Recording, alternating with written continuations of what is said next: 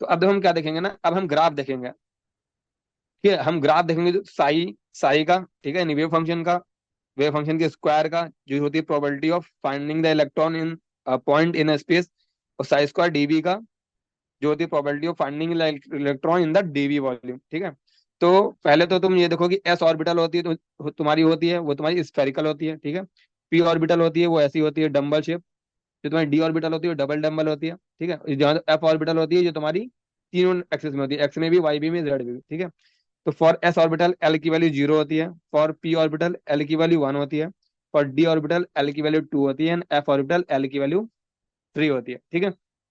तो पहले सिंपल सी चीज हो गई। तो हम पहले देखेंगे ग्राफ ऑफ रेडियल पार्ट, ठीक है, ऑफ साई आर। ठीक है, पहले हम साई आर देखेंगे, फिर हम साई स्क्वायर आर देखेंगे, फिर हम साई स्क्वायर डीवी देखेंगे। ठीक है, वर्सेस आर। आर क्या है तुम्हारा? Distance from the origin. ठीक है। तो देखो पहले मैंने रूल्स रखे हैं, तो रूल्स क्या है?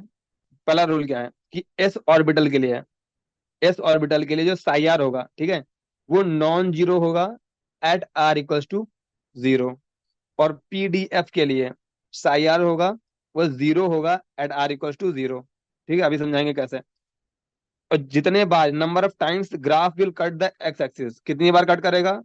नंबर ऑफ रेडियल नोड जितने होंगे, तो जितने रेडियल नोड्स होंगे उतने बार वो ग्राफ क्या करेगा? एक्स एक्सिस को कट करेगा। ठीक है। तो N minus L minus one times graph क्या करता है? एक्स एक्सिस को कट करता है। ठीक है। और जो तुम्हारा लास्ट लास्ट में क्या होगा, जो तुम्हारा कर्व होगा वो कहाँ टेंड करेगा? 0 को टेंड करेगा। ठीक है, तो ये तीन रूल हैं जिसके बेसिस पे हम ड्रॉ करेंगे ग्राफ्स। ठीक है। तो देखो कुछ चीजें मैं तुमको बता दूं, जैसे तुम सिंपल चीज बता दूं, जैसे तुम्हारा होता है क्वेश्चन होती है, मान लो X square plus X plus one. ठीक है, ये तुम्हारी क्या होती है? 2 डिग्री इक्वेशन होती है। यानी इसके दो सोल्यूशन पॉसिबल हो सकते हैं, मैक्सिमम सोल्यूशन दो पॉसिबल होंगे। तो मैक्सिमम ये ग्राफ एक्सिस को दो जगह पे कट कर सकता है, एक्स एक्सिस को। ठीक है। तो जो जहां जहां पे वो ग्राफ कट करता है ना, वो क्या होता है? वो इस इक्वेशन का क्या, उसको हम बोलते हैं, वो इस इक्वेशन का सोल्यूशन है। ठीक है, मतलब वहां वहां पे इक्वेशन क्या होगी? 0 होगी। ठीक है। तो वैसे ही तुम्हारा रेडियल नोट्स क्या होता है कि वो इक्वेशन का वो पार्ट, मतलब तुम्हारा स्पेस का वो पार्ट जहाँ पे प्रोबेबिलिटी जो होगी फाइंडिंग द इलेक्ट्रॉन, ठीक है, वहां पे क्या होगी? 0 होगी। ठीक है। यानी वहां पे क्या होगा? रेडियल नोट्स होंगे। तो रेडियल नोट्स कहाँ कहाँ पे होंगे? जहाँ पे पॉलिनोमियल 0 होगा। ठीक है। तो पॉलिनोमियल कितने डिग्री का होता है? N minus L minus one का। ठीक है। इसीलिए N minus L minus one times का क्या रहेगा? ग्राफ कट करेगा एक्स एक्सिस को। ठीक है। तो अब हम देखो एक एक करके ग्राफ बनाते हैं। तो देखो पहले है 1s ऑर्बिटल। ठीक है, 1s। तो 1s ऑर्बिटल है, इसका मतलब एन दो तुम्हारा ये जो होता है यही तुम्हारा दिखाता है प्रिंसिपल क्वांटम नंबर। ठीक है, तो यहाँ पे 1 लिखा हुआ यानी एन इक्वल्स टू 1 होगा। और एस के लिए तुमको बताया था एल इक्वल्स टू 0 होता है। ठीक है। तो यानी नंबर ऑफ रेडियल नोड्स कितनी होंगी? N minus L minus one. N क्या? 1 माइनस एल क्या? 0 माइनस वन। यानी रेडियल नोड्स कितने आएंगे? 0। यानी ग्राफ जो होगा बिल्कुल कट नहीं करेगा कहीं से भी। ठीक है। और मैंने क्या बताया था तुमको कि जो एस होता है, ठीक है, जो एस होता है, एस के लिए नॉन जीरो होता है एट आर इक्वल टू 0। ठीक है। तो इस ग्राफ में जब आर इक्वल टू 0 होगा, आर इक्वल टू 0 कहाँ? यहाँ पे। ठीक है, ये आर का ग्राफ, ये आर है, इधर तुम्हारा साई आर है। तो आर इक्वल टू 0 पे एस के लिए क्या होता है? नॉन जीरो होता है। ठीक है। नॉन जीरो होता है मतलब ग्राफ कहीं ऊपर से शुरू होगा। ठीक है, ग्राफ कहीं ऊपर से शुरू होगा। और मैंने तुमको क्या बताया कि जितनी बार N minus L minus one जितना होगा उतनी बार ग्राफ एक्स एक्सिस को कट करेगा। तो यहाँ भी क्या है? 0, मतलब ये ग्राफ एक्स एक्सिस को कहीं भी कट नहीं करेगा। और मैं तुमको तीसरा रूल क्या बताया कि जो लास्ट में क्या होगा? It will tend to 0। यानी ये ग्राफ यहाँ से शुरू होगा तो कुछ इस तरह से आके ऐसे जाएगा। ठीक है, ये ग्राफ हो गया 1s का। अब 2s की बात करें तो इसके लिए n की वैल्यू क्या होगी? n की वैल्यू यहाँ पे 2 लिखा था, इसलिए n की वैल्यू 2 होगी, यही तुम्हारा प्रिंसिपल क्वांटम नंबर होता है। s है तो इसका मतलब वैल्यू 0 होगी। तो n minus L minus one की वैल्यू क्या होगी? n क्या है तुम्हारा? 2, l क्या है? 0 माइनस वन। यानी तुम्हारा कितना आ गया? 1। यानी तुम्हारी नंबर ऑफ रेडियल नोट्स कितनी आ गई? Number of radial notes I 1। इसका मतलब ग्राफ जो है एक जगह कट करेगा कहीं। ठीक है। और तुमको क्या था मैंने कि जो s ऑर्बिटल के लिए ग्राफ कहाँ शुरू होता है? नॉन जीरो से, यानी ग्राफ तो कहीं ऊपर से यहीं से शुरू होगा। ठीक है, ग्राफ कहीं यहाँ ऊपर से शुरू होगा, बट ये कहीं एक जगह पे क्या करेगा? एक्सिस को कट करेगा। ठीक है, यानी ग्राफ मान लो यहाँ से आया, यहाँ से कट किया, अब ये नीचे गया, बट और उसका मैंने क्या लिखा कि एंड में क्या करेगा? ग्राफ टेंड करेगा 0 को। यानी ग्राफ ऐसे आया तो फिर ऐसे जाएगा, 0 को टेंड करेगा ऐसे।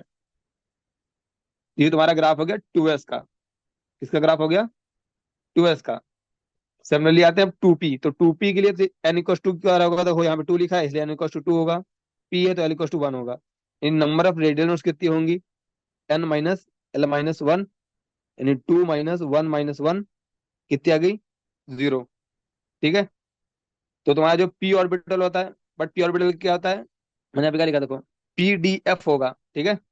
उसके लिए जो तुम्हारा साई आर होगा, ठीक है, वो 0 होगा एट आर इक्वल टू 0। ठीक है। यानी अब ये ग्राफ नॉन जीरो से शुरू नहीं होगा। रूल क्या था कि जो पी डी एफ होती है उसके लिए आर इक्वल टू 0 पे, मतलब जहां पे डिस्टेंस 0 होगी, वहां पे जो तुम्हारा साई आर होगा क्या होगा? 0 होगा। यानी ग्राफ अब कहाँ से शुरू होगा? यहाँ से शुरू होगा। ठीक है। और नंबर ऑफ रेडियल नोट्स कितनी है? 0 है। और एंड में क्या करेगा? एंड में 0 को टेंड करेगा, यानी ये ग्राफ ऐसे जाएगा, ऊपर जाएगा कहीं थोड़ा, ऐसे चला जाएगा। ठीक है। कहाँ टेंड करेगा? 0 को टेंड करेगा। तो ये ग्राफ हो गया 2p का। अब आते हैं 3D। तो 3D के लिए क्या होगा? एन इक्वल टू क्या होगा? यहाँ पे 3 लिखा है, एन इक्वल टू 3 होगा। डी लिखा हुआ है, नहीं, एल इक्वल टू क्या होगा?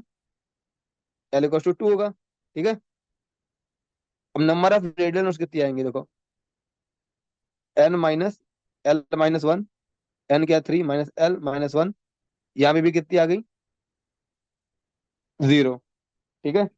3D के लिए भी क्या आ गई? 0। यानी ये ग्राफ भी तुम्हारा क्या होगा? यहाँ से शुरू होगा, क्योंकि तुम्हारा एस पीडीएफ के लिए 0 शुरू होता है, और एंड भी कहाँ करता है? 0 पे एंड करेगा। यानी ऐसे जाए, शुरू होगा, ऐसे ऊपर जाएगा, फिर एंड कहाँ करेगा? एंड में कहाँ जाएगा? 0 पे। तो ग्राफ हमेशा एंड में कहाँ जाता है? 0 पर ही जाता है, साई आर का। ठीक है। और एस के लिए शुरू होता है नॉन जीरो से, और पीडीएफ के लिए शुरू होता है 0 से। और कट उतनी बार करेगा एक्सेस इसको जितना उसका क्या होगा? नंबर ऑफ रेडियल नोट्स आएंगे। तो रेडियल नोट कैसे निकालते हैं? N minus L minus one. और जैसे मान लो कोई और एग्जांपल ले लेते हैं जिसका बहुत ज्यादा मतलब मल्टीपल टाइम जो कट कर रहा हो। तो मान लो मैंने एग्जांपल लिया 6D का। ठीक है। तो 6D है, तो एन इक्वल टू क्या होगा? 6D है, तो एल इक्वल टू क्या होगा? 2। तो नंबर ऑफ रेडियल नोट्स कितनी आएंगी? N minus L minus one. N क्या है? 6। एल क्या है? 2 - 1, यानी 6 - 2 कितना हुआ? 4 - 1 यानी 3। यानी total number of radial nodes कितनी आई? 3। यानी ग्राफ कितने बार कट करेगा? 3 बार कट करेगा एक्स एक्सिस को। अब ये डी है, इसलिए शुरू कहाँ से होगा? 0 से शुरू होगा। 0 शुरू हुआ, ऊपर गया, 3 बार काटना है इसको। एक बार काटा, और हर बार को जो पीक होती है ना वो थोड़ा कम होती जाती है। 2 बार काटा, एक बार काटा, 2 बार काटा, एक बार और काटेगा, 3 बार काटा, और लास्ट में कहाँ टेंड करेगा? 0 को टेंड करेगा। ठीक है। तो तुम्हारा ये ग्राफ हो गया 6D का। ठीक है। ऐसे कोई भी ग्राफ होगा तो बन जाएगा। ठीक है। क्लियर?